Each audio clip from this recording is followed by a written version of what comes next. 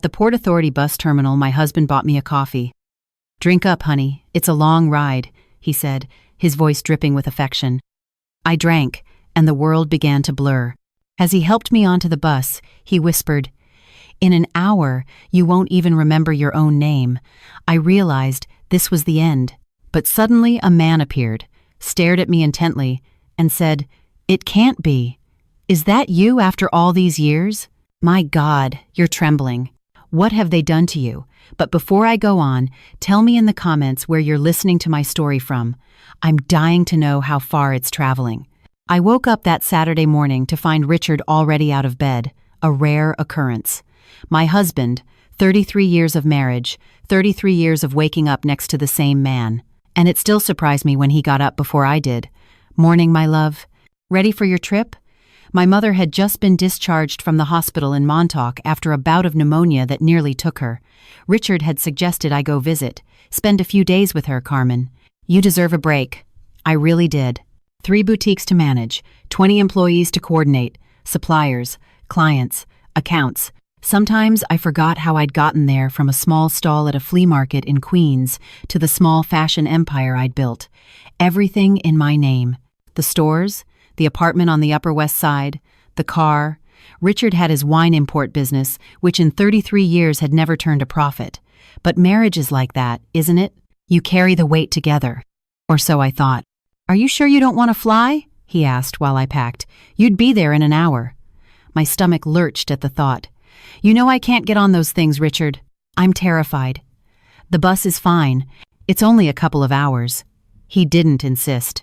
He never insisted. I packed a small bag. I was only staying for 3 days, and put in some comfortable clothes. Richard paced around the apartment, checking his watch every 5 minutes. "The bus leaves at 10, Carmen. We should probably get going." "Calm down. I still have time." "Traffic, my love. A Saturday morning can be tricky." He was acting strange, anxious, but I chalked it up to him being worried about my mother. While I was doing my makeup in the bathroom, my cell phone rang. It was Amanda, my daughter. If I did one thing right in this life, it was raising that girl. 30 years old, a family law attorney, my best friend. We spoke every day, had lunch together every week. She was the only person who truly knew me. "Hey, Mom. Everything okay?" "Everything's fine, honey. I'm just getting ready to head to Montauk." "Oh, that's right. You're going to see Grandma. Give her a kiss for me." "I will." Amanda paused. I knew that pause. "Mom, are you really okay?" "I am, sweetie." "Why?" "I don't know. I have a weird feeling. Amanda always had that. Ever since she was little, she could sense things before they happened. And she had never liked her father. When she was 16, she came home crying. Said she'd seen her father at the mall holding hands with some woman. I refused to believe it. I fought with her, told her she was making it up. Amanda never brought it up again, but her gaze changed. Every time she looked at Richard, there was something different in her eyes. Suspicion, contained anger. I noticed, but I pretended I didn't. It's easier to ignore the signs than to face the truth. "I'm fine, honey. Don't worry." "Okay, Mom. Call me when you get there, okay?" "I will. Love you." "Love you too, Mom, so much." I hung up with a tightness in my chest. I finished getting ready and found Richard in the living room, my suitcase in his hand. "Ready?" "Ready." He smiled. A strange smile. A smile I had never seen before. If I had known what was waiting for me at that bus station, I would have hugged my daughter one last time. I would have told her she was right about her father all along. But I didn't know. And so I went. The Port Authority terminal on that Saturday morning. "Richard, the Montauk bus leaves from the lower level. They changed companies, my love. This one is better. Newer buses." I didn't question it. Richard always handled these things.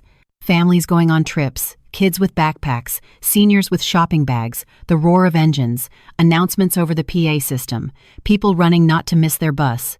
I've always found bus stations to be sad places. Goodbyes, longing, distances. Richard was carrying my suitcase.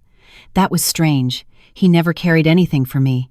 In 33 years, I couldn't remember a single time he'd offered to carry my things. But I was too tired to question, too tired to be suspicious. He was sweating, looking from side to side every 2 seconds, as if he were looking for someone, or as if he were afraid of being seen. "Are you okay, Richard?" "I'm fine, my love. It's just hot in here." It wasn't hot. The terminal was air-conditioned, but I let it go. "I'll go get you a coffee," he said. "Wait here." He rushed off before I could answer. He came back 2 minutes later with a paper cup in his hand. "Here, so you don't fall asleep on the trip." I took the coffee. It was hot, with that nice aroma. I took a sip. It had a slightly bitter taste, different than usual, but I attributed it to bus station coffee. Bus station coffee is never good. I took another sip, and another. Richard watched me with a strange intensity, as if he were waiting for something. "Come on, my love. Your bus is about to leave." He led me to the platform. My head started to feel strange, light, as if I were floating. "Richard, I'm feeling dizzy. It's the heat, my love. It'll get better once the bus hits the road." My legs started to give out. I tried to lean on him, and he held me tight. Too tight. "Come on, Carmen. I'll help you up." He practically carried me onto the bus. My vision was so blurry I couldn't read anything. Not the bus number, not the destination on the electronic sign. The driver looked at us strangely, but said nothing. Richard showed him my ticket. When had he bought that? I couldn't remember. He led me to a seat in the back. I could barely keep my eyes open. The world was spinning. Voices sounded like they were coming from far away. Richard leaned over me. His face was close to mine, so close I could feel his breath in my ear. And then he whispered, "In an hour, you won't even remember your own name." I tried to scream, to stand up, to do something, but my body wouldn't obey. It was like I was trapped inside myself, watching everything happen without being able to react. Richard pulled away, looked at me one last time with a smile I'll never forget. A smile of victory, of relief, of cruelty. "Goodbye, Carmen." He got off the bus without looking back. With great effort, I managed to turn my head to the side. I saw him through the window, walking calmly through the terminal, as if nothing had happened, as if he hadn't just destroyed the life of the woman he'd been married to for 33 years. The bus started to move.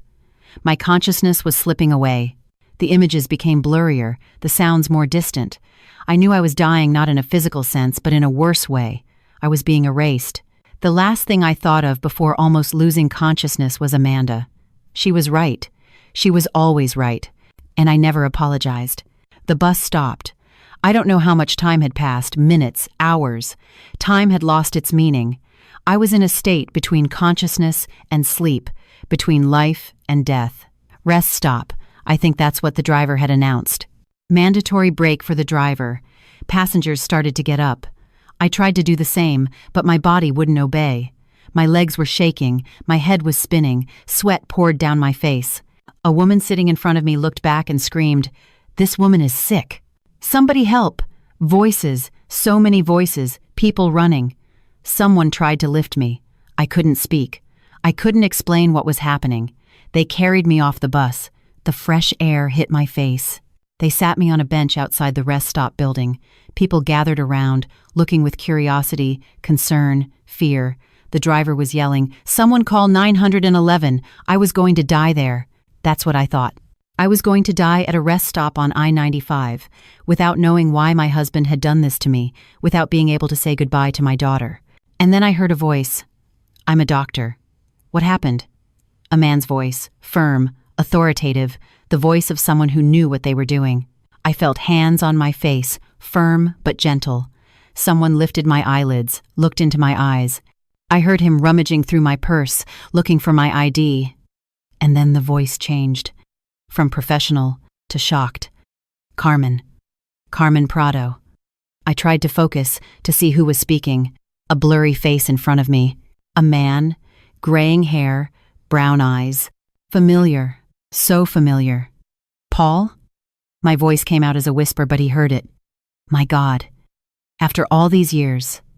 What happened to you?" "Paul. Paul Roberts, the shy kid from our high school in White Plains, 40 years ago. He was skinny, wore glasses, and was always being picked on by the bullies.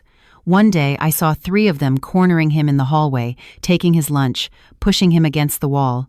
I was 15 and had a sharp tongue. I got in the middle of it, called them every name in the book, threatened to tell the principal. They left, laughing, but they never bothered Paul again. We became friends after that. He was smart, funny, kind. He helped me with math. I helped him not get beaten up so much. We spent all of high school together. He had a crush on me. I knew it. Everyone knew it, except me, who pretended not to see. Senior year, at the prom, he asked me to come out to the school garden. He was nervous, stammering, sweating. He started to say something, but before he could finish, Richard showed up.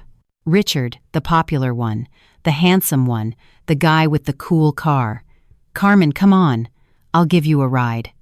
I looked at Paul and said, "Sorry, Paulie. We'll talk later?" There was no later. I started dating Richard. Paul went to med school in another state. We lost touch. 40 years.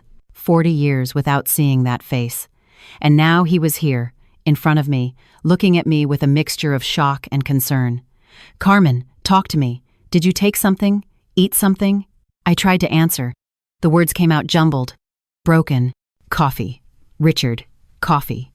Paul understood. I saw it in his eyes. He got it instantly. "That bastard," he muttered, and then, yelling, "Somebody call 911 now. Tell them it's acute poisoning." He laid me on the ground on my side. Recovery position, I think it's called. He monitored my breathing, kept me from passing out completely. "Carmen, stay with me. Look at me." I tried. I tried with all the strength I had left, but the world was going dark. He wanted to kill me.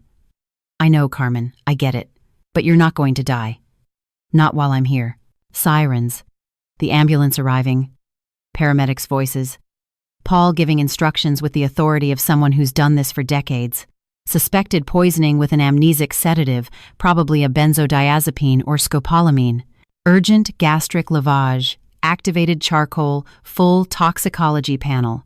"Are you family, sir?" Paul looked at me, at the woman he had loved 40 years ago and had never forgotten. "I'm a friend." For 40 years, he held my hand as they put me on the stretcher. He didn't let go for a second. The last thing I saw before I blacked out was his face, the boy I had saved 40 years ago, now saving me back. Paul saved me twice at that rest stop. Once as a doctor, and once as the friend I never should have let go. I opened my eyes to a white ceiling. The smell of disinfectant, the beeping of machines, fluorescent lights, a hospital. I was alive. For a moment, I didn't remember anything. Not the coffee, not the bus station, not Richard's whisper in my ear. For a moment, I just existed, without a past, without context, without pain, and then it all came flooding back. Like a wave crashing on the shore, the memories hit me with full force. The bitter coffee, the wobbly legs. In an hour, you won't even remember your own name. I remembered everything. I turned my head to the side and saw Paul. He was sitting in a chair next to my bed, with dark circles under his eyes and a day's worth of stubble. He looked like he hadn't slept all night. "Carmen," he leaned forward, relieved. "You're awake." "Thank God, you're awake." I tried to speak, but my throat was dry. Paul got a cup of water and helped me drink. The water went down slowly, cool, healing. "What time is it?" I asked, my voice still hoarse. "It's 9 a.m. on Sunday. You've been asleep for almost 20 hours. 20 hours. A whole day of my life, erased by the drug my husband had put in my coffee. Paul, what happened to me?" He took a deep breath, held my hand with both of his. "Carmen, I have to tell you something, and it's not going to be easy to hear. I already know. Richard tried to kill me. Not exactly kill. Worse." "Worse? What could be worse than killing?" Paul explained. The drug Richard had used was a compound designed to cause permanent amnesia. It didn't kill the body, it killed the mind. If I had arrived at the hospital a few hours later, I would have woken up with no memory of anything. Not my name, my life, my daughter. I would have been an empty shell, a person without an identity. He wanted to erase you, Carmen. Not kill you. Erase you. I felt nauseous. Not from the drug. From the betrayal. But why? I don't understand why he would do that. I don't know, but we're going to find out. Paul showed me the bus ticket they'd found in my purse. It wasn't to Montauk, like Richard had said. It was to Omaha, Nebraska. A nearly 2-day trip. And the name on the ticket wasn't Carmen Prado. It was Maria Sanchez. He wanted you to disappear in the middle of the country, without a memory, without an identity.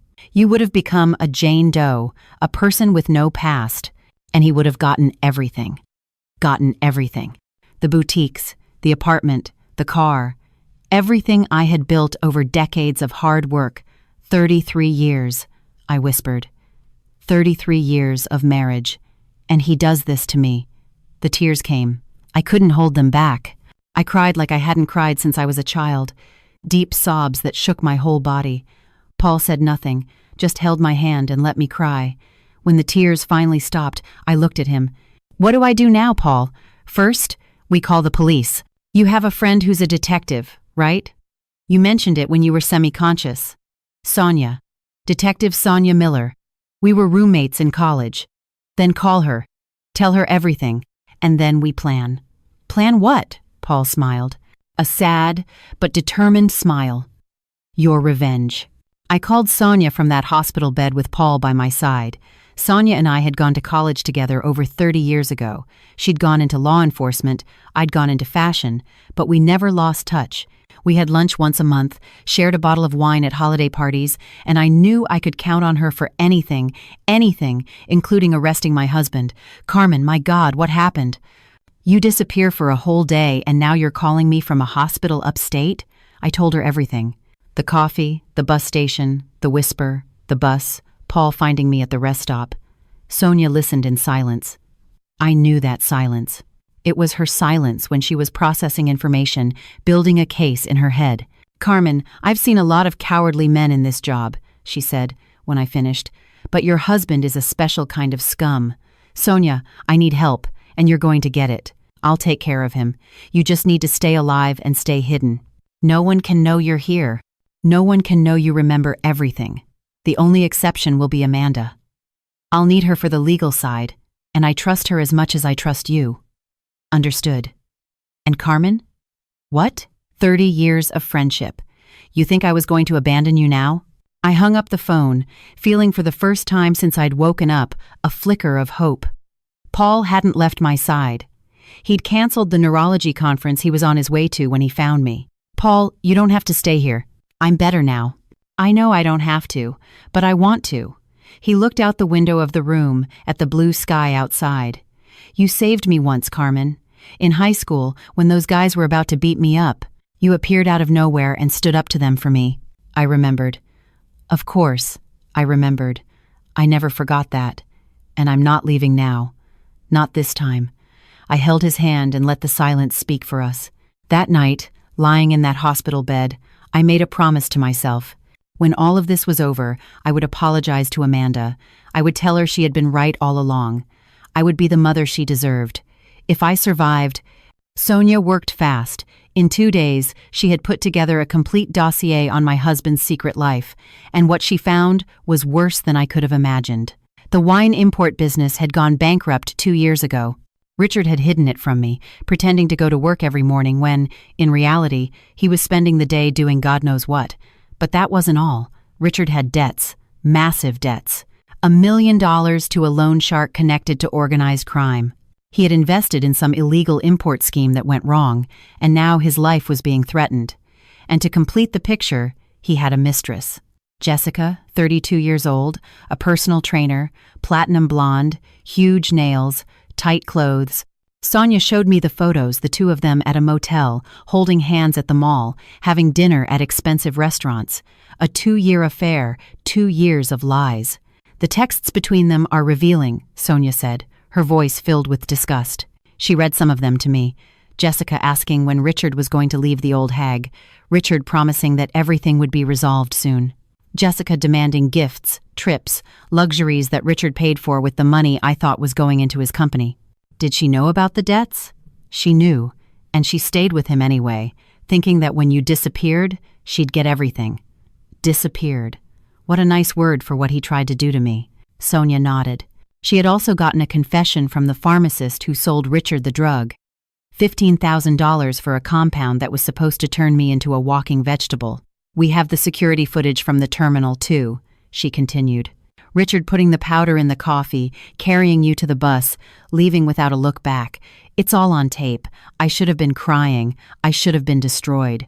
But I had cried so much in the last 48 hours that I had no tears left. I only had anger.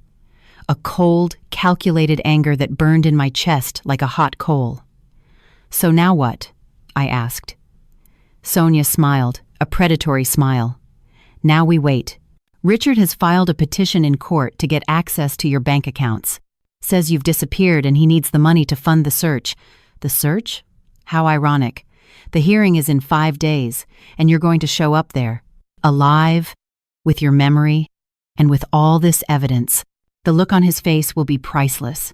"He thought it was the perfect crime," I said. "He forgot your best friend is a detective," Sonia finished. We both laughed. A bitter, joyless laugh, but a laugh nonetheless. It was good to have someone on my side. Sonia left that night, promising to be back in 2 days with more information. Paul stayed with me, as he had from the beginning. "You should get some rest," I told him. "You haven't slept properly in 3 days." "I'll sleep when you're safe." I looked at him, at the man he had become, kind, dedicated, loyal, everything Richard had never been. We sat in silence, but it was a good silence, a silence full of unsaid things that would one day be said. The next morning, Sonia called with urgent news. "Carmen, your husband called the hospital. My blood ran cold. Does he know I'm here?" "No. He was calling hospitals along the bus route, looking for a woman in her 50s with no ID. The receptionist almost told him you were admitted." "Almost? I got there seconds before. I've put you under police protection. No information about you can be released to anyone." I breathed a sigh of relief, but paranoia had set in. "Sonia, what if he finds out? What if he comes here to finish the job?" "He won't. There are 2 officers at your door 24/7. You're safe, Carmen, I promise." I wanted to believe her. I needed to believe her. "There's one more thing," Sonia said, and her tone changed, became more hesitant. "What is it?" "It's about Greg. Greg, my son, 32 years old, worked in his father's company, always asking for money. What about Greg?" "Carmen, he knew about the mistress. For over a year." The world stopped. "What?" "We found texts between him and Richard. Greg knew about the affair with Jessica, and he didn't tell you. And now, after you disappeared, he's agreed to testify on his father's behalf in court. He's going to say your marriage was perfect." I couldn't breathe, couldn't think. "My son, my own son. And Amanda?" I asked, my voice breaking. "Amanda is desperately looking for you. She's been to the precinct 3 times in the last 2 days. She knows something is wrong." Of course, she knew. Amanda always knew. I hung up the phone and stared at the ceiling. Paul was by my side, but he said nothing. What could he say? Richard had almost found me, by seconds. But luck had changed sides. And my son, my own son, knew everything and hadn't told me. I couldn't sleep that night. I lay staring at the ceiling, processing what Sonia had told me. My son knew. For over a year, Greg had known his father had a mistress, and he chose not to tell me. Why? I tried to remember my 2 children growing up, tried to understand where I'd gone wrong, at what point things had gone so terribly wrong. Greg had always been his father's son. Ever since he was little, he preferred Richard. He wanted to go along on business trips. He was dazzled by the expensive gifts his father brought back. He repeated Richard's phrases as if they were gospel. I thought it was sweet. A boy who admired his father. What could be wrong with that? Everything. Everything was wrong. Richard probably took Greg to meetings that were actually trysts with his mistress. He gave him money to keep quiet, not to ask questions, to be an accomplice. And Greg accepted. Accepted because it was easier, because the money was good, because he had never learned the difference between right and wrong. The blame was mine, too. I was too busy building my business, working too hard to support the family, while Richard pretended to have a company. I outsourced the raising of my son to the wrong man. But Amanda was different. Amanda was always different. Since she was little, she followed me everywhere. When I opened my first shop, a tiny clothing stall at a neighborhood flea market, Amanda was 8 and insisted on coming along. She'd sit on a stool behind the counter, doing her homework while I served customers, observing everything with those big, curious eyes. "Mom, why was that lady crying?" she asked once after a customer left, wiping away tears. "Because her husband did something very mean, honey, and she's sad." "What did he do?" "Grown-up stuff. You'll understand when you're older." "I don't want to understand. I want to help her." At 12, Amanda started helping me with inventory. She'd check the pieces, organize by size, note what was missing. She had a natural talent for numbers and an impressive memory. "Mom, we're missing 3 blue tops in size medium, and the supplier sent 2 fewer skirts than we ordered." "How do you know that, honey?" I counted. By 15, she was already waiting on customers. The women loved her. She had a gentle way of listening, of making people feel special. And she heard the stories. Stories of unhappy marriages, of betrayals, of women who had given everything for their families and received ingratitude in return. "Mom, when I grow up, I want to be a family law attorney." "Why, sweetie?" "Because I want to help these women. I want to get justice for them." I hugged my daughter that day, so proud. I didn't know that one day I would be one of those women. At 16, Amanda came to tell me she'd seen her father with another woman, and I didn't believe her. I called her a liar, told her she was making it up because she didn't like her father. Amanda never brought it up again, but her gaze changed. She distanced herself from Richard, started avoiding him, speaking only when necessary, and I, blind and cowardly, pretended not to notice. At 18, she went to college to study law. At 23, she passed the bar exam, on her second try, after a first failure that devastated her. I remember her phone call, crying, saying she was a failure. "Amanda, listen to me. You get up, you dust yourself off, and you try again. That's what we do. That's what I've always done." She got up, she dusted herself off, she tried again, and she passed. At 30, Amanda was a respected lawyer, specializing in domestic violence cases and contentious divorces. She defended women like the customers in my stores, women who had been betrayed, abandoned, humiliated. And she was good at it. We talked every day, had lunch every week. She was my best friend, my confidant, the only person who truly knew me. When I was sad, she could tell before I even opened my mouth. When I was happy, she celebrated with me. "Mom, you're my hero," she told me once during a Sunday lunch. "You built all this from scratch, started selling clothes at a flea market, and now you have 3 boutiques. I want to be just like you when I grow up. You're already grown up, honey. And you're much better than me." Impossible. Lying in that hospital bed, thinking about my 2 children, I finally understood the difference between them. Greg had chosen money. Amanda had chosen me. And now, while I was here, hidden, hurt, betrayed, Greg was preparing to testify for his father, and Amanda was desperately looking for me. I had to talk to her. I had to tell her the truth. Sonia authorized it, said Amanda was trustworthy, that she could help with the plan. And late that afternoon, my phone rang with her name on the screen. "Honey," I answered, my voice trembling. "Mom! Mom!" Amanda was crying, sobbing. I had never heard her cry like that, Sonia told me. "Mom, thank God. I thought I'd lost you. I'm here, honey.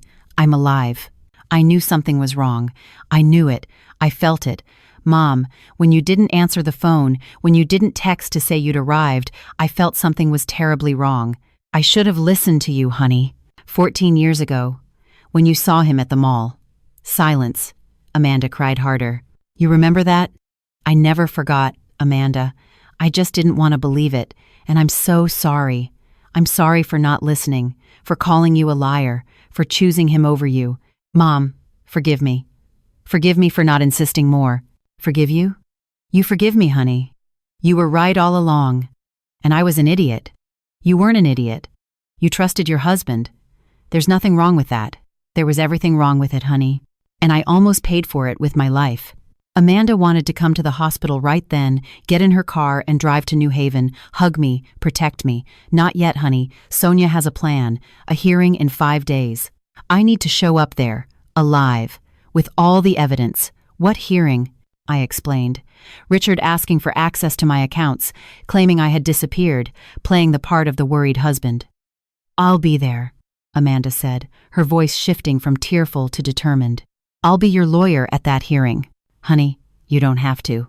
"Mom." Her voice cut mine off, firm, no room for discussion. "You taught me to be strong. You taught me to fight. You told me to get up, dust myself off, and try again. Now it's my turn to do the same for you. Don't argue with me." I cried, but this time they were different tears, tears of gratitude, of pride, of love.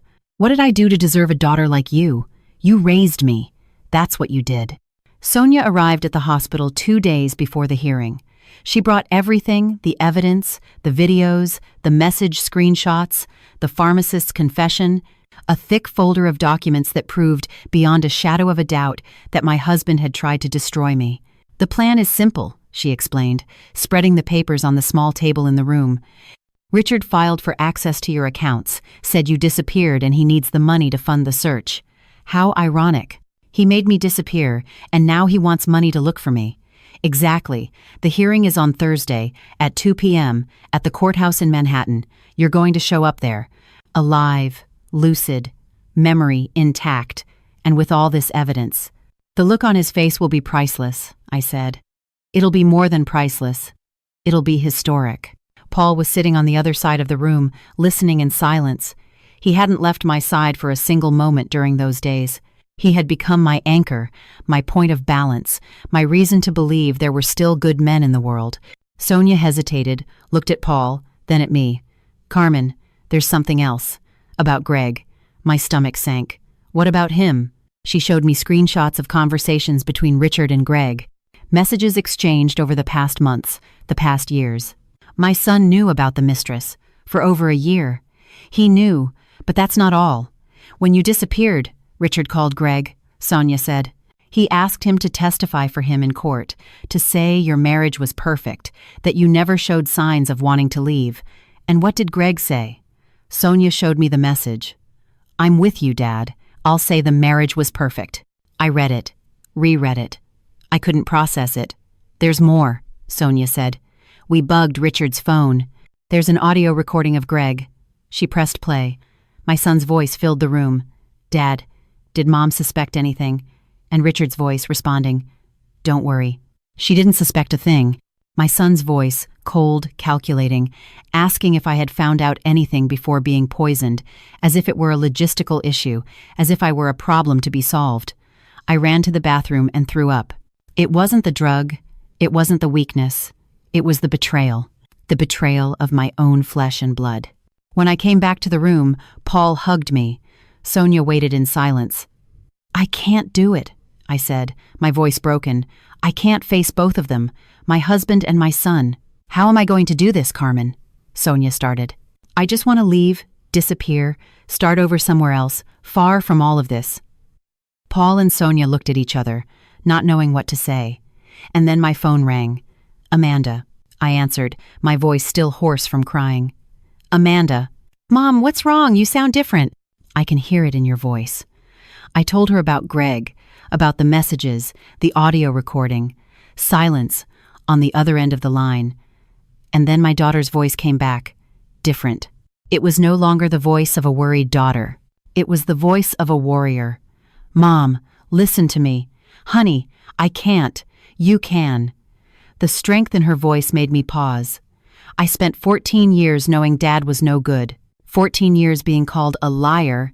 Dramatic. 14 years watching you defend him while I kept my mouth shut. I said nothing. What could I say? And you know why I never gave up on you? Because you never gave up on me. When I failed the bar exam the first time, remember what you told me?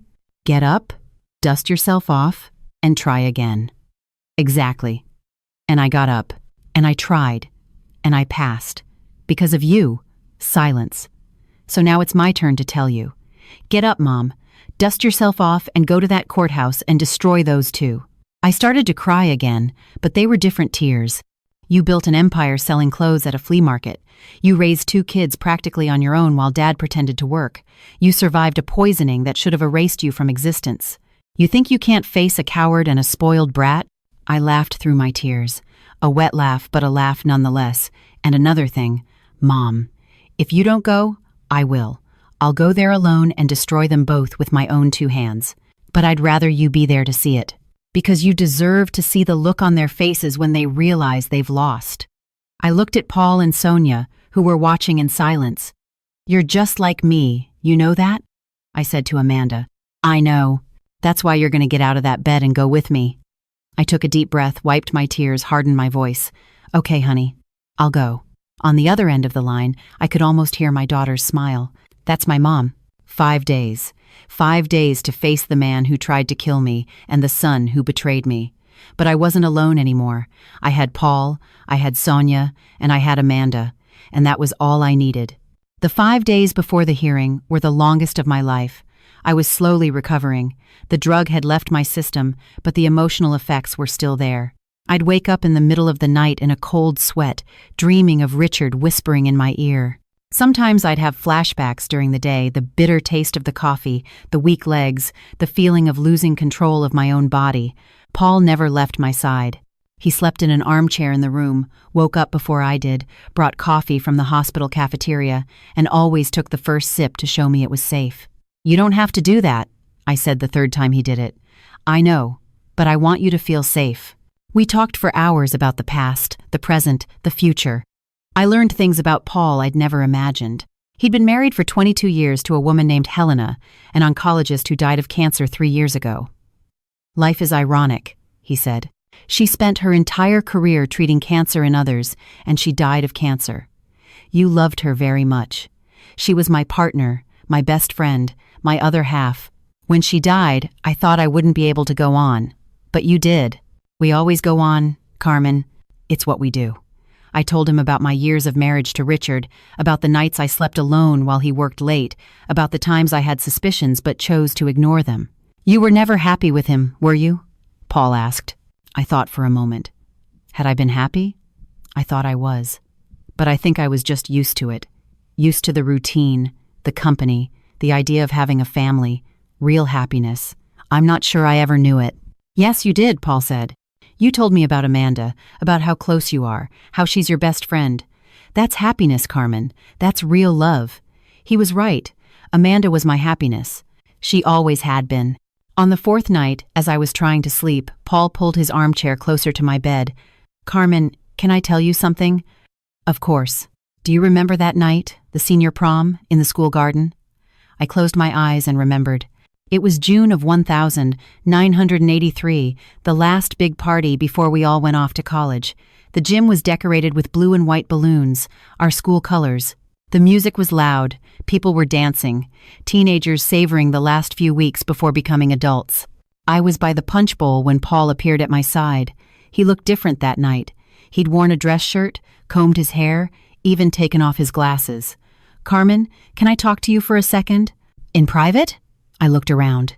My friends were on the dance floor. No one would miss me. "Sure, Polly, what's up?"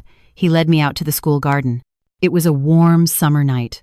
A full moon lighting up everything, the smell of honeysuckle in the air, crickets chirping, the music from the gym muffled by the distance. We stopped under a tree. Paul was trembling. "Carmen, I need to tell you something." "What is it?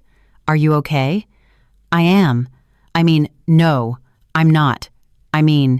He took a deep breath.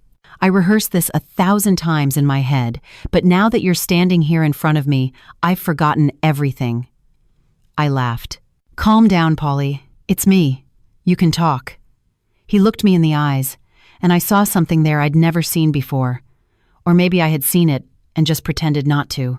"Carmen, we've been friends for 3 years, and in those 3 years, you've been the most important person in my life. You defended me when no one else would. You made me laugh when all I wanted to do was cry. You made me believe I could be somebody." My heart started to beat faster, and I don't know how to say this, but he took a step toward me. I could feel his warmth, his nervousness, his love. "Carmen, A car horn cut through the night. We both turned. A red Camaro had pulled up to the school entrance, and leaning against it, smiling like he owned the world, was Richard. "Carmen, come on, I'll give you a ride." Richard, the popular one, the handsome one, the captain of the football team. The guy all the girls wanted and who, for some reason, had started noticing me that month. I looked at Paul, at my friend, at the boy who was about to tell me something important. "Sorry, Polly. We'll talk later." And I left, without looking back, without seeing his face fall, without knowing that later would never come. I opened my eyes. I was back in the hospital room, 40 years later. "I was going to ask you to be my girlfriend that night," Paul said, his voice hoarse. "I was going to tell you I'd loved you since I was 14. That you were the bravest, most beautiful person I knew, that I wanted to spend the rest of my life with you, Paul. And then Richard showed up with that car, with that smile, and you left. I didn't know. I swear I didn't know. I know. You were young, and he was, him. Silence. I stayed in that garden for an hour after you left, he continued, staring at the moon, trying to figure out where I went wrong. And then I decided I was going to be someone. I was going to go to med school, become a respected professional, prove that I was good enough. You didn't have to prove anything. I know that now. But back then, I thought you chose him because he was better than me. Better looking, richer, more popular. And I spent 40 years trying to make up for it. Silence. Do you regret it? I asked. Not pushing harder that night? Every single day of my life. And now? Paul smiled. A sad smile, but full of hope. Now I have a second chance. And I'm not going to waste it. The next day, Amanda arrived. I heard her footsteps in the hallway before I saw her. Quick, determined steps, like someone in a hurry to get somewhere. And then the door opened, and there she was. My daughter. My Amanda. She was wearing a black pantsuit, her hair in a sleek bun, a lawyer's briefcase in her hand. She looked older than I remembered, more serious, stronger. But when she saw me, that whole professional facade crumbled. Mom. She ran to my bed and hugged me. A tight, desperate hug, the hug of someone who thought they were going to lose the most important person in their life. Mom, thank God you're okay. I hugged her back with all the strength I had. I'm here, honey. I'm here. We stayed like that for a long time, hugging, crying, without needing to say a word. Mother and daughter, reunited after the worst nightmare I had ever lived. When we finally separated, Amanda wiped her tears and became the lawyer again. Tell me everything. I want to know every detail of what happened, every piece of evidence Sonia has, every step of the plan. I told her, and as I spoke, Amanda took notes, asked questions, built the strategy in her head. She was brilliant. She had always been. And seeing her in action filled me with pride. The strategy is simple, she said when I finished. We let him talk first. Let him put on his little show of the worried husband, the desperate man looking for his wife. And then, we walk in. And when we walk in, Amanda smiled. A smile I knew well. Her smile when she was about to destroy someone in court. You walk in behind me. I'll go first, as your attorney. When the judge asks who is representing the victim, I'll introduce myself, and then you appear. And Richard will have a heart attack. Not literally, unfortunately, but the look on his face will be worth all this suffering. And Greg? Amanda's smile vanished. Her face hardened. Greg made his choice. He chose the wrong side, and he's going to pay for it. I felt a pang in my chest. He was my son after all. Even after everything he had done, he was still my son. Amanda, I don't know if I can face him. It's one thing to face Richard, but Greg. Amanda took my hand. Mom, listen. Greg knew. He knew for over a year that Dad was having an affair. And not only did he not tell you, he agreed to testify for him, to lie to a judge, to betray you. I know, but there's no but, Mom. He chose money. He chose the allowance Dad gave him, the apartment Dad paid for, the Playboy lifestyle Dad funded. He sold you out for comfort. I stayed silent. And while he was doing that, while he was choosing Dad over you know what I was doing? What? I was at the police station 3 times in 2 days, begging Sonia to let me help with the investigation, spending sleepless nights trying to figure out what happened to you, crying in the office bathroom because I thought I'd lost my mother. Amanda's eyes were full of tears, but her voice remained firm. I was always on your side, Mom. Always. Since I was 16, when I tried to tell you about Dad and you didn't believe me. Even so, I never gave up, never abandoned you. Because that's what real family does. I hugged her again, my daughter, my warrior. I know, honey, I know. And I'm so sorry for not believing you, for choosing him so many times. You deserved a better mother. I had the best mother in the world, Amanda said. You were just blind. But now you can see, and we're going to get justice. Together, that evening, Amanda met Paul. I introduced them with a nervousness I hadn't felt in years. Amanda was my daughter, my best friend, the person whose opinion mattered most to me. And Paul was Paul, the man who was making me believe in second chances. Amanda looked at him for a long moment, analyzing, assessing, looking for signs of danger, and then she smiled. So you're the one who saved my mother. I was just in the right place at the right time. It was more than that. Sonia told me what you did. Canceled your conference, stayed at the hospital all these days, took care of her as if she were. She paused. As if she were important. She is important, Paul said. She always was. Amanda looked at me. I saw in her eyes the same thing she was seeing in Paul's. Mom, I like him, she said, direct as always. He looks at you the right way. The right way? The way Dad never did. I didn't know what to say, so I said nothing. I just smiled. That night, as I was trying to sleep, Amanda came into my room. Mom, you awake? I am, honey. What's wrong? She sat on the edge of my bed, like she used to, when she was a little girl and had nightmares. I want to tell you something about Greg. I sat up, worried. What? About 6 months ago, I ran into him at a restaurant. We don't talk much, but he was alone, so I decided to sit with him, and Amanda took a deep breath, as if reliving the scene. We talked about life, about work, about family, and at some point, I noticed he was acting strange. He kept looking at his plate, pushing his food around without eating. It looked like something was weighing on him. What did he say? He asked how you were, asked if we still had our weekly lunches, if you seemed happy. Strange questions for someone who never seemed to care about that. My heart sped up. And then he said something I never forgot. He said, Amanda, sometimes I look at Mom and I feel like we should have done more, protected her more, said more. Said more about what? That's exactly what I asked. And he went silent for a long time, fidgeting with his glass, avoiding my gaze. I could see he was fighting an internal battle, that there was something on the tip of his tongue that he wanted to say but couldn't. Amanda looked at me, so I pushed him. I asked him directly, Greg, what do you know that I don't? What are you hiding? And he almost said it. Mom, I saw it in his eyes. He opened his mouth and took a deep breath and closed it. He closed his mouth, asked for the check, and said he had to go, that he had a commitment. But I saw it, Mom. I saw he was going to tell me about Dad, about the affair, about everything. Why didn't he? Amanda sighed. Because right at that moment, his phone rang. It was Dad. And when he saw the name on the screen, something in his face changed. Fear, maybe, or shame. He answered, said I'm on my way, and left without a proper goodbye.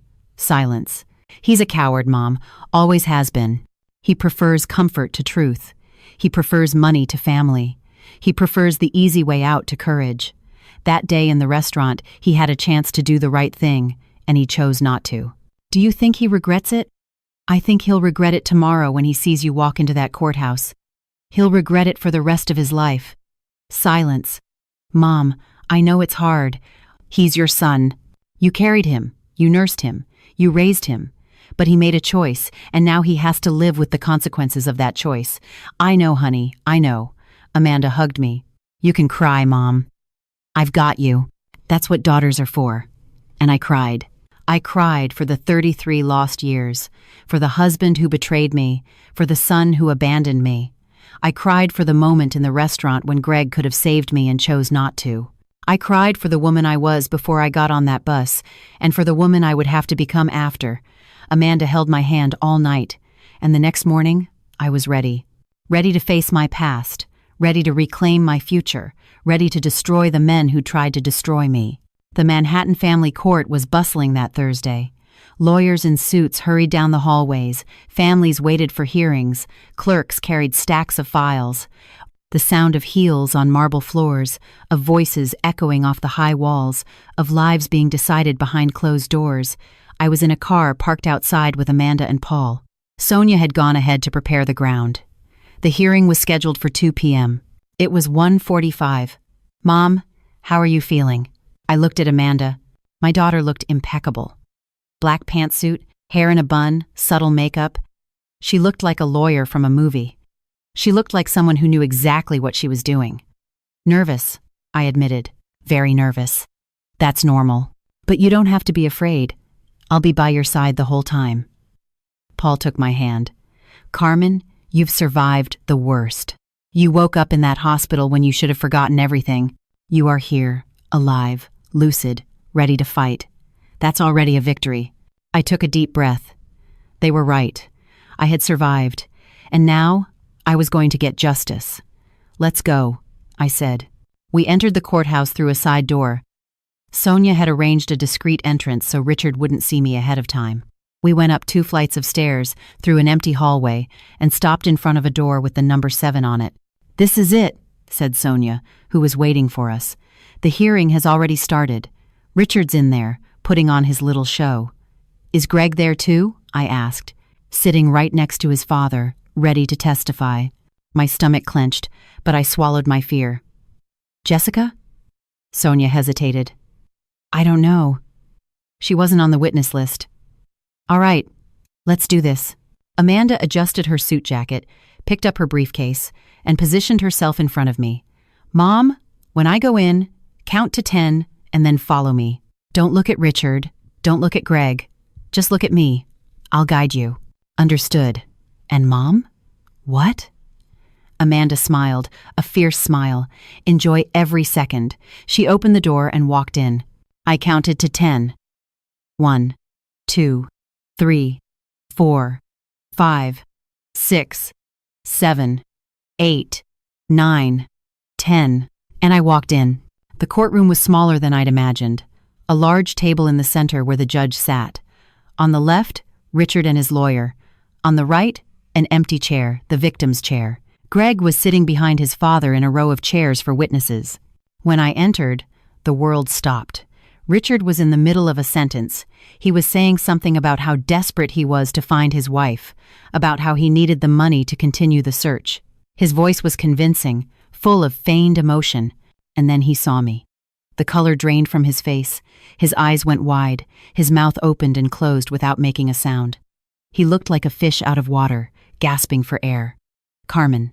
His voice came out as a strangled whisper. I didn't answer. I didn't look at him. I looked at Amanda, just like she'd told me to.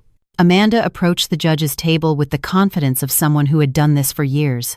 Your Honor, my name is Amanda Prado. I am an attorney, New York State Bar number 287451, and I represent the victim in this matter. The judge, a man in his 60 seconds with a face that looked like it had seen everything, looked at me with curiosity. Victim? What victim? We are here to address a petition for access to the bank accounts of a missing person. With all due respect, Your Honor, the person is not missing. She is right here in front of you. Carmen Prado, my mother and my client. The judge looked from Amanda to me, from me to Richard. Mr. Prado, you stated that your wife had disappeared. Richard couldn't speak. He was in shock. His lawyer tried to intervene. Your Honor, clearly there has been a misunderstanding. There has been no misunderstanding, Amanda interrupted. There has been attempted murder, poisoning, identity fraud, and attempted embezzlement of assets, and I have proof of all of it. The room erupted in murmurs. The judge banged his gavel. Silence. Miss Prado, those are very serious accusations. I know, Your Honor, which is why I brought the evidence. Amanda opened her briefcase and began to distribute documents. Copies of the texts between Richard and Jessica, screenshots of conversations with Greg, the pharmacist's confession, medical reports from the hospital in New Haven, videos from the Port Authority security cameras. This is the defendant purchasing the substance he used to poison my mother, she said, holding up a document. This is the forged prescription he used. This is the toxicology report showing the levels of the drug in her blood. And this, she paused dramatically, this is the video of the defendant putting the drug in my mother's coffee at the Port Authority bus terminal on March 12th of this year. Amanda plugged a flash drive into the courtroom's computer.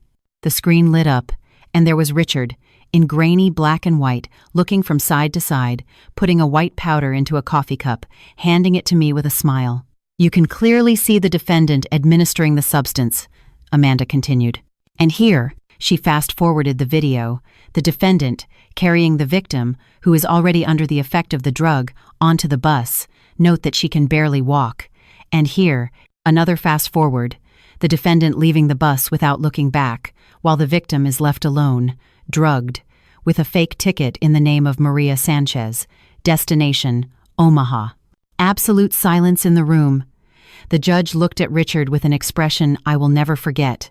Disgust, revulsion, contained fury. "Mr. Prado, do you have anything to say in your defense?" Richard finally found his voice, but it wasn't the confident voice from before. It was the voice of a desperate man. "Your Honor, this is a setup. My wife is confused. She's suffered a trauma. She doesn't know what she's saying." "I know exactly what I'm saying." I spoke. It was the first time I had opened my mouth since I entered the room. Everyone turned to look at me. "I know you put a drug in my coffee. I know you whispered in my ear that in an hour I wouldn't even remember my own name. I know you bought a ticket to Omaha in the name of Maria Sanchez to send me to the middle of the country, without a memory, without an identity, without a life." My voice was firm, firmer than I expected. "I know you have a mistress named Jessica, that you owe almost $1 million to a loan shark, and that you planned all of this to get my money. The money I built, the stores I built, the assets I accumulated while you were pretending to have a company." Richard was white as a sheet, trembling, sweating. "Carmen, my love, I can explain. Don't call me my love." My voice cut like a knife. "You lost that right when you tried to erase me from existence." Amanda came to my side, placed a hand on my shoulder. "Your Honor, in addition to the physical evidence, we also have testimonial evidence. The pharmacist who sold the drug has already given a statement to the police. And we also have," she looked back at the witness row, "the testimony of the defendant's son, Greg Prado, who was aware of the extramarital affair for over a year and agreed to commit perjury on his father's behalf." Greg, who had been sitting in silence until that moment, went pale. I didn't." "We have the messages, Greg," Amanda said, looking directly at him. "We have the audio." "Dad, did Mom suspect anything? Does that ring a bell?" Greg opened his mouth to answer, but no sound came out. Amanda turned back to the judge. "Your Honor, I request the defendant, Richard Prado, be held in custody pending trial for attempted murder, and that an investigation be opened into Greg Prado for conspiracy to commit perjury and obstruction of justice." The judge nodded. "Granted." "Bailiff, please." And then the courtroom door burst open. A woman ran in. Platinum blonde, huge nails, tight clothes. "Jessica." "Richard! Richard, what's going on?" She ran to him without realizing what was happening in the room, without realizing she had just walked into the middle of a hearing, without realizing I was there, and then she saw me. Her face went through several expressions in less than a second. Confusion, recognition, terror. You're alive." "Surprise," I said. Jessica stumbled back, tripping on her own heels. I didn't know anything. He told me you were going to separate. He promised everything would be okay." "He promised a lot of things, didn't he?" Amanda said. "Promised he'd leave my mother. Promised he'd get rich. Promised you'd live happily ever after. And you believed it all." Jessica looked at Richard, desperate. "Richard, say something. Say this isn't true." Richard didn't answer. He was staring at the floor, defeated. "Richard, shut up, Jessica." It was the first time he yelled. The mask had finally come off. Jessica staggered as if she'd been slapped. "You promised we'd be together. You said she would disappear and we could be happy. I told you to shut up." But Jessica was in a panic. The words poured out of her, unfiltered. "You said the drug would make her forget everything. You said she'd end up as a Jane Doe somewhere and nobody would ever know. You said the money would be ours." A deadly silence fell over the room. Jessica had just confessed, in front of a judge, that she knew everything. Sonia, who had been standing at the back of the room, approached her. "Jessica Almeida, you are being detained as an accomplice to attempted murder. You have the right to remain silent. Anything you say can and will be used against you in a court of law." Jessica started screaming, crying, struggling. "I didn't do anything. It was all him. I just wanted to be with him." As the bailiffs dragged her from the room, she kept screaming, mascara running down her face, hair a mess, the whole femme fatale facade crumbling into hysterics. I watched her being led away and then turned back to Richard. "So that's the woman you tried to kill me for, the woman you threw away 33 years of marriage for." I took a step toward him. "She's not even that pretty." Someone in the room laughed. A muffled, nervous laugh. Richard turned red, and then it happened. Richard fell to his knees on the courtroom floor, in front of the judge, in front of the lawyers, in front of everyone. He collapsed like an empty sack, his legs giving out from under him. "Carmen!" His voice came out strangled, desperate. "Carmen, please, forgive me. I messed up. I know I messed up, but I love you. I've always loved you." I looked at him, at the man who had been my husband for 33 years, the man who had put poison in my coffee and sent me to the other side of the country to die without a memory. And now here he was, on his knees, crying, begging. "Please, Carmen, tell the judge you forgive me. Tell him it was a misunderstanding. We can start over, my love. We can. Get up." My voice was as cold as ice. "Carmen, please, get up." He flinched, still on his knees, tears streaming down his face. "You want me to feel sorry for you?" I asked. "You, who planned to erase me from existence. You, who was going to take everything I built while I wandered without a memory through the middle of the country? You want pity?" Silence. "I spent 33 years of my life with you. 33 years working, building, supporting this family while you pretended to have a company. And you repaid me by trying to kill me." I took a step back. "Get off the floor, Richard. Get up and look at me." He staggered to his feet, his eyes swollen, his face wet, his whole confident man persona destroyed. "Now you're going to jail, and I'm leaving, and I never, ever want to see your face again." I turned my back on him. "Carmen! Carmen!" he screamed behind me, but I didn't look. I didn't turn. I kept looking forward as Sonia approached him with the handcuffs. "Richard Prado, you are under arrest for attempted murder." I heard the click of the cuffs. I heard him being dragged away, still screaming my name, but I didn't look. I didn't give him the satisfaction. Sonia stopped by my side before leading him out. "I will personally make sure he rots in jail, Carmen. I know you will." When the door closed behind Richard, I turned to Greg. My son was sitting in the same chair, paralyzed. He hadn't moved during the scene with Jessica, during his father's arrest. He was in shock. Amanda stood next to me. "Greg," she said, her voice icy. "Do you have anything to say?" He looked at me, into the eyes of the mother he had betrayed. "Mom, I didn't know he was going to do that. I swear I didn't know." "You knew about the mistress," I said, "for over a year. I thought it wasn't my business. I thought you two would work it out. And when I disappeared, when your father said I was gone, you didn't suspect anything?" Greg fell silent. "You agreed to lie to the judge," Amanda continued.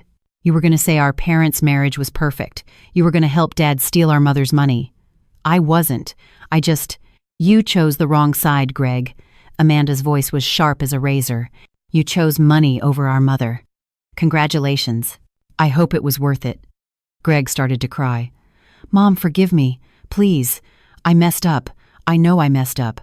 I looked at my son, at the man I had raised, nursed, protected, at the man who had chosen his criminal father over his innocent mother. "I don't know if I can forgive you, Greg. Not now. Maybe never. Mom, go home. We'll talk later, if I can." Greg got up, stumbling, looked at me one last time with tear-filled eyes, and left the room. When the door closed, I finally allowed myself to breathe. Amanda hugged me. "You were incredible, Mom. Incredible. I couldn't have done it without you, honey." "Yes, you could have. You can do anything." Paul approached. He had stayed at the back of the room during the entire hearing, watching in silence. "Carmen," he said simply. I looked at him, at the man who had saved me at a rest stop, at the man who had stayed by my side during the worst days of my life, at the man who had loved me for 40 years and had never given up. "It's over," I said. "Finally, it's over." "No," Paul said with a gentle smile. "It's not over. It's just beginning." The next year and a half was about rebuilding. Richard was sentenced to 18 years in prison for attempted murder, poisoning, and fraud. The judge cited the aggravating circumstances, the premeditation, the cruelty of the method, the attempt to steal the victim's assets, and handed down an exemplary sentence. Jessica got 4 years as an accomplice. At her trial, she tried to play the victim, said Richard had manipulated her, that she didn't know the whole plan. But the texts were there, the evidence was there, and the jury had no mercy. I heard later that her life fell apart. She lost all her personal training clients. The gym where she worked fired her. Her Instagram followers vanished. One of my employees told me she saw her the other day working as a cashier at a supermarket in the Bronx. Hair tied back, blue uniform, no makeup, unrecognizable. Miss Carmen, you won't believe who I saw scanning groceries yesterday. I believed her, and I felt no pity. Greg was not incarcerated. The DA's office determined he had no direct involvement in the crime, only prior knowledge of the affair. But his reputation was destroyed. The story was in all the papers. Son knew of father's plan to poison mother, said nothing. He lost his job, his friends, his girlfriend. I should have felt satisfaction. Justice had been served. But what I felt was a huge emptiness. I moved back to the city 2 weeks after the trial. I took back the reins of my boutiques, which had been managed by my store managers in my absence. They'd done an impeccable job. Sales were even up. But I needed to come back. I needed normalcy. Paul returned to his practice upstate. We talked on the phone every day, saw each other on weekends, but he had his life and I had mine. We were building something slowly, carefully, without rushing. I waited 40 years, he said once. I can wait a little longer. Amanda was always nearby. We had lunch every week, just like before, but it was different now. There were no secrets between us. Now I knew she had always been right, and she knew I had finally seen the truth. Mom, are you happy? She asked me at one of those lunches. I'm trying, honey. One day at a time. Paul helps. I smiled. He helps a lot. Amanda smiled back. Good. You deserve someone who treats you right. And then, almost 2 years after the trial, Greg showed up. I was at the store, checking a winter shipment, when one of my employees came to get me. Miss Carmen, there's a man here to see you. Says he's your son. My heart pounded. I hadn't spoken to Greg since the day in court. I hadn't answered his calls, hadn't replied to his texts. I wasn't ready. But he was here, and I had to face this. I went to the front of the store. Greg was standing on the sidewalk outside. He looked different. Thinner, more tired. Unshaven, wearing simple clothes, nothing like the playboy I knew. Mom, he said when he saw me. Greg. We stood in silence for a moment. The sounds of the city around us, cars passing, people talking, normal life continuing while we stared at each other. Can I come in? He asked. What do you want? To talk. Just talk. I hesitated. Part of me wanted to send him away. Part of me wanted to scream at him, to say everything I had held inside for all this time. But another part, the mother part, the part that never dies, wanted to hear what he had to say. 5 minutes, I said. We went to my office in the back. I sat behind my desk. He remained standing, nervously. Mom, I didn't come here to ask for forgiveness. I know I don't deserve it. Then why did you come? Because I want you to know that I get it. I get what I did. I get how badly I messed up. I said nothing, just waited. I've spent all this time thinking about how I got to this point, how I became the kind of person who knows his father is having an affair and doesn't tell his mother, who agrees to lie to a judge, who chooses money over family.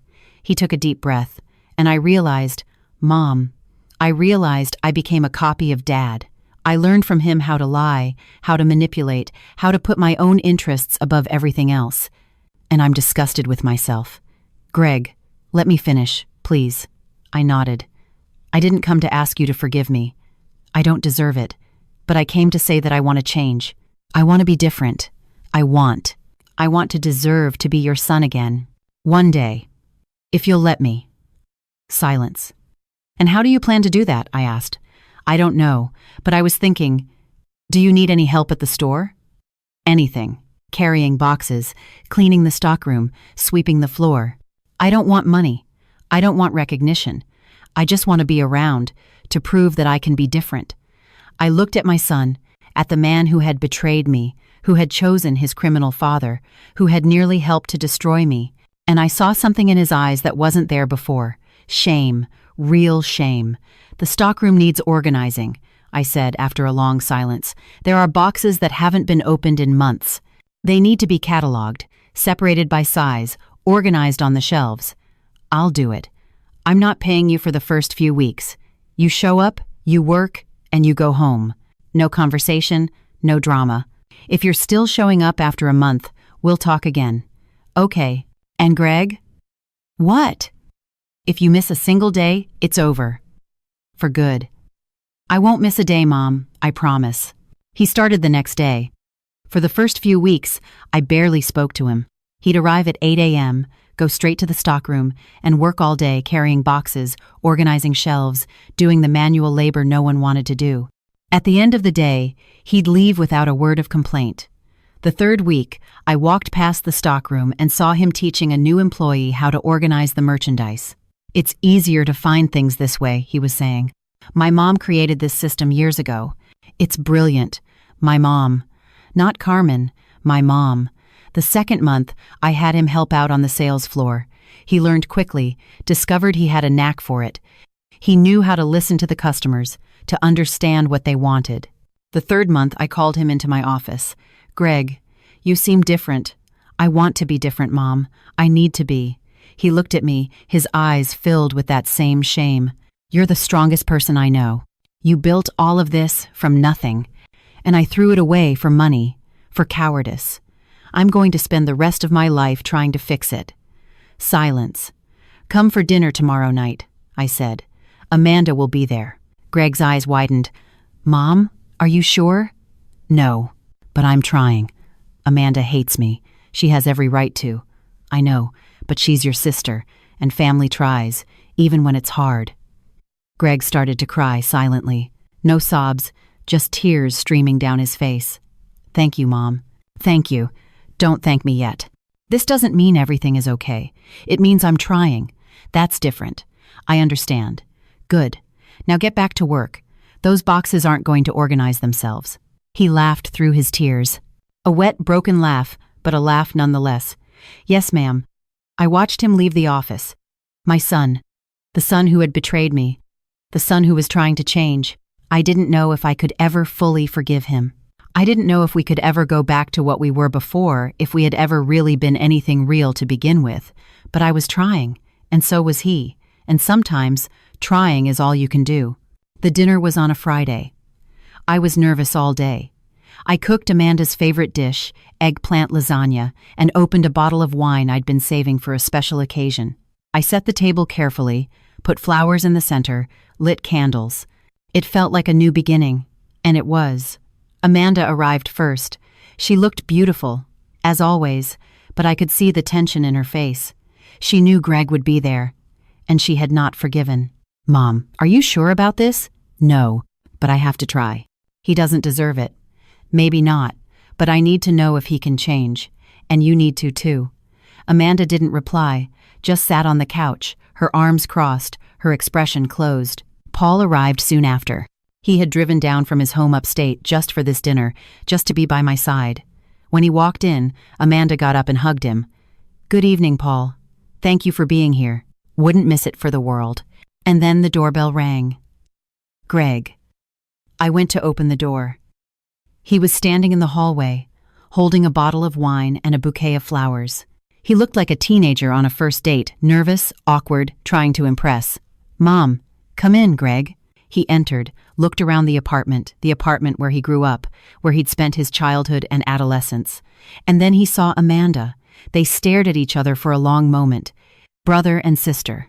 The betrayer and the loyalist. The one who chose the father and the one who chose the mother. Amanda, Greg said. Greg. Her voice was glacial. No emotion, no forgiveness. I know you hate me. And you're right to. I was a coward. A traitor.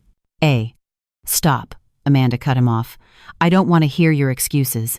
Not now, maybe never. Greg closed his mouth. I am here because Mom asked me to be, because she wants to try. But that does not mean I forgive you.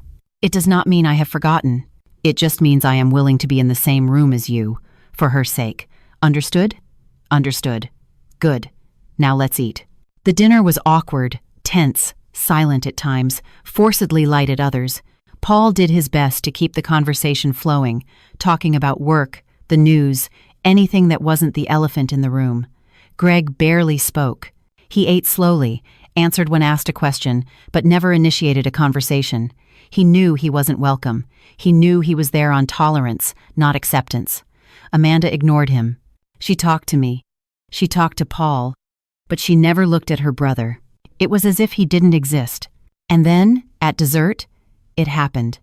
I had made a flan, another family recipe, another decades-old tradition. I put the dishes on the table and sat down.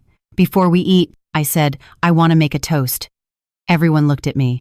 A little over 2 years ago, I was on a bus to nowhere, drugged by the man I thought loved me. I was supposed to wake up with no memory, no identity, no life. But I woke up, and I'm here. My voice trembled, but I continued. I lost a lot in these years. I lost 33 years of a marriage that I found out was a lie. I lost the image I had of my son. I lost my innocence, my naivety, the belief that the people we love will never hurt us. Tears started to stream down my face. But I gained other things. I gained the certainty that my daughter is the most loyal, most courageous person I know. I looked at Amanda. She was crying too. I gained a second chance with a man who has loved me for 40 years and never gave up on me. I looked at Paul. He smiled, his eyes shining. And I gained the hope that people can change, that mistakes don't have to be final, that family, even when it's broken, can try to rebuild itself. I looked at Greg. He was crying silently, his eyes fixed on his plate. So, this is my toast. To family. The family we choose, not just the family we're born into. The family that stands by us even when we don't deserve it. The family that tries, even when trying seems impossible. I raised my glass. To family. Amanda raised her glass. To Mom, the strongest woman I know. The woman who taught me how to fight, how to never give up, how to get up and dust myself off. I am proud to be your daughter every day, every hour, every moment. She looked at me with all the love in the world in her eyes. You are my hero, Mom. Always have been, always will be. Paul raised his glass. To Carmen, the woman I've loved my whole life and never had the courage to tell. The woman who saved a shy kid 40 years ago and changed his life forever. The woman I will love until the last day of my existence. He took my hand. I waited 40 years for you, Carmen, and it was worth every second.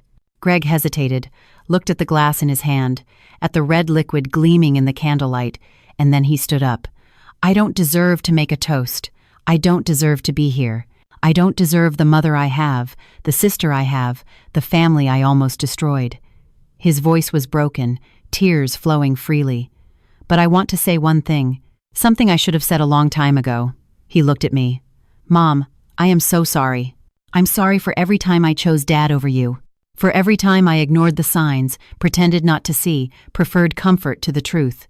I am sorry for being a coward. He looked at Amanda. Amanda, you were always better than me. Always. You saw the truth while I chose the lie. You stood by Mom while I stood by the money. You are the daughter Mom deserves. I am. I was the son she had the bad luck to raise. Amanda said nothing, but I saw something shift in her eyes. It wasn't forgiveness, not yet, but it was an opening, a possibility. I'm not going to ask you to forgive me, Greg continued. I don't deserve it, but I will promise you one thing. I will spend the rest of my life trying to be the son Mom deserves, the brother Amanda deserves, the person I should have been from the start. He raised his glass, his hands shaking. To my mother, the strongest woman in the world, the woman I betrayed, and who is still giving me a second chance, I promise I will not waste it. Silence. Amanda said nothing, didn't raise her glass, didn't look at him. Greg stood there, alone, his glass raised with no one to clink it against. After a moment that felt like an eternity, he lowered his glass and sat down in silence, defeated. Only the three of us toasted, me, Amanda, and Paul. Greg just stared at his plate. The dinner ended in silence. No one touched the flan. Amanda left first. She hugged me at the door, tight, for a long time. I love you, Mom. I love you too, honey. More than anything. About Greg. What? She took a deep breath. I haven't forgiven him. And I don't know if I ever will. He can work at the store, he can try to change, he can do whatever he wants. But to me, he died in that courtroom. The day he chose Dad over you. Amanda, I know you want us to be a family again, but some things can't go back, Mom. Some things break, and they don't glue back together. She kissed my forehead. You're too good. I'm not. And she left. Greg left soon after. At the door, he stopped. "Mom, thank you for dinner, for the chance." I looked at my son, at the man who had betrayed me, the man who was trying to change. "Greg, I'm going to be honest with you." He waited. "I don't know if I can forgive you. I don't know if I ever will. You can keep working at the store. You can keep trying. But don't expect things to go back to how they were, because they won't." His eyes filled with tears again. "I understand, Mom. I hope you really do, because Amanda is not going to change her mind, and I'm trying. But trying isn't the same as succeeding. I know, so go home, Greg. I'll see you at the store on Monday." He glanced back into the apartment, at Paul, who was in the living room. "Take care of her," he said. "She deserves someone who does." And he left. No hug, no forgiveness, no redemption. I closed the door and turned to Paul. We were alone. Finally, "Are you okay?" he asked. "I am. For the first time in a long time, I am truly okay." He came closer to me, took my hands. "Carmen, I need to ask you something." "What?" "I know you've been through so much. I know you need time, but I also know that I don't want to spend another day of my life away from you." My heart sped up. "What are you saying, Paul?" "I'm saying I love you, that I have loved you my entire life, and that I want to spend whatever time I have left by your side.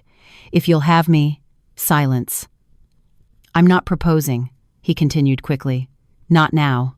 You just got out of a 33-year marriage. You need time. I get that. But I want you to know that I'm here, that I'll always be here, that I'm not going anywhere." I looked at him. At the man I had let go 40 years ago. At the man who had waited for me all this time. At the man who had saved me when I thought I was lost. "Paul," I said. "What?" "Shut up and kiss me." He laughed, and he kissed me. A kiss 40 years in the making. A kiss of second chances. A kiss of new beginnings. When we broke apart, I was crying, but they were good tears. Tears of happiness. "I chose wrong the first time," I said. "But this time, I'm going to choose right. Are you sure?" I smiled. 40 years of sure. We held each other for a long time in the middle of the empty living room, the wine glasses forgotten on the table. I didn't know what the future would bring. I didn't know if I would ever truly forgive Greg. I didn't know if Amanda would one day look at her brother without anger. I didn't know if the wounds would heal or if they would leave scars forever. But I knew one thing. I had survived. I had survived the poisoned coffee, the treacherous husband, the cowardly son. I had survived 33 years of lies and an attempt to erase me from existence. And now I was here, in the arms of a man who truly loved me, with a daughter who was my best friend, with a business I had built from the ground up. It wasn't a happy ending. It was a new beginning. And sometimes, a new beginning is everything you need. He wanted to give me poison. I gave him prison. I thought I knew my husband. I thought I knew my son. Life showed me that you only truly know people when they have to choose a side. If you've made it this far, subscribe to the channel so you don't miss the next stories, and tell me, who has ever disappointed you like this?